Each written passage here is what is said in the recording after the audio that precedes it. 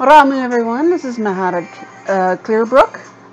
I have another review for you, and though this one is going to be short, as my mother is a bit preoccupied, I have a fanfic here that is surprisingly enough not romance. I guarantee you, this is not romantic in any sort of way you can imagine.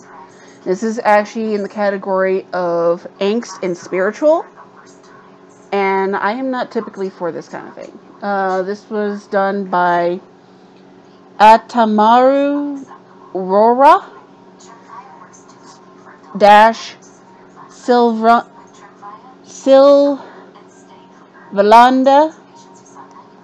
That's a tongue twister if you ever want to try to say that 5 times fast. The name of the fanfiction is As Long as There's Krampus. 17 chapters, published in 11/19/2017. It's still in progress, folks. Now, here is a short excerpt, or basically a short paragraph from the thing. Excerpt? Okay.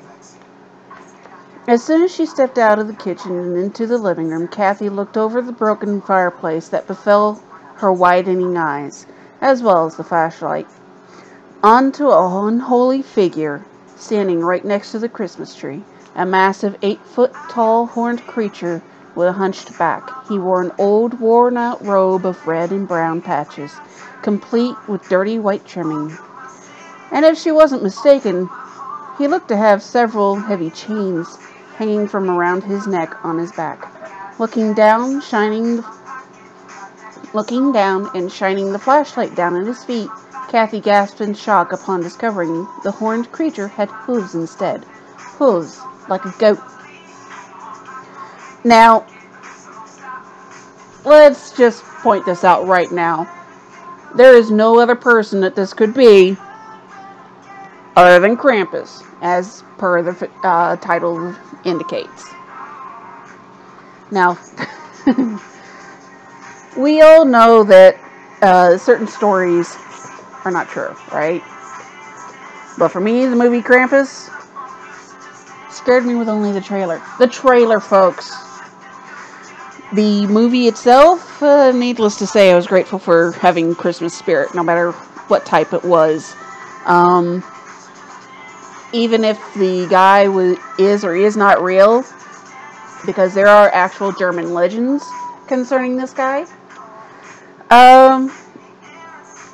I still want to hedge on the side of safety for that one. The story is very intriguing. There's drama, angst, comfort, sort of, but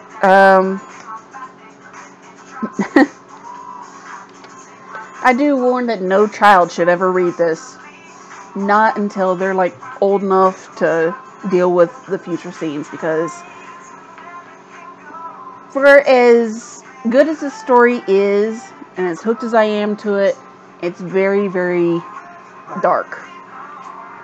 And I guarantee you folks, if you got triggers, certain kinds of triggers, don't read it.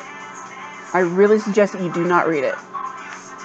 However, for those of you who has a morbid sense of humor, you should find a good number of them interesting. There's a couple of chapters that includes the little minions of Krampus, like Percha, the little angel that turns into a demonic hell spawn. Come on. Bear Clown. Big snake clown thing. Come on. Who wants to really deal with that thing? Teddy Klaus. Come on. First name should tell you exactly who this guy is. You also have the gingerbread man. And it's surprising the fact that actually one of them is more lenient towards helping you. In fact, not helping you, helping her.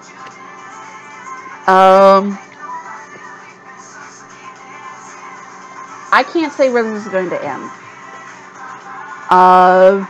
I definitely do know that something spiritual does happen, at least in the latest chapter that I've read. Depending on when you get to it, there could be more. Like I said, I do advise it. It's a good read. And yes, I'm wearing a Freddy Fazbear t-shirt.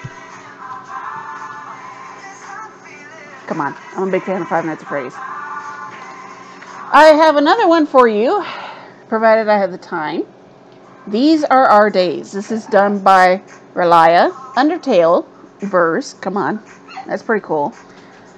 Chapters 112. Now, I know a lot of you are probably not into the whole big chapter bit. This is actually good enough that this will keep you hooked, because this was published in 6/19/2016, still going, and it is set after the barrier has been broken. The character is actually you. This is a self-insert. Though the character is female, you are a PR advisor. You have, on a drunken whim, applied for the position of a PR advisor for the monsters. They accepted for various reasons, though mostly for humor's sake. Apparently you claim to have ESP. That just absolutely amused a good number of them. It's really amazing because this person has basically gone through the concept of, this is what this PR person has done to get the monsters as far as they have, because when they first start out, when this fix first starts out, they have literally almost no rights whatsoever. Not even the basic ones that some of us suffered way back in the past.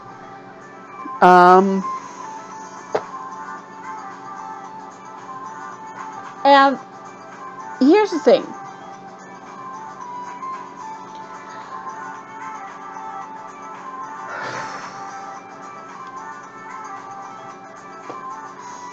I have seen fan fictions that have taken to the more technical route for dealing with things.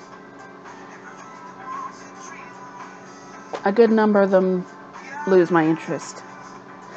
This time around, I have found that this person has managed to keep my interest. She updates on a fairly regular basis, and is honestly a good author. I really do suggest this person, as I suggest the other one.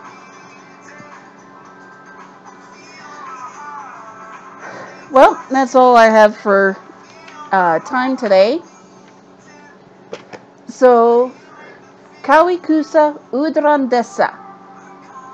See you some other time.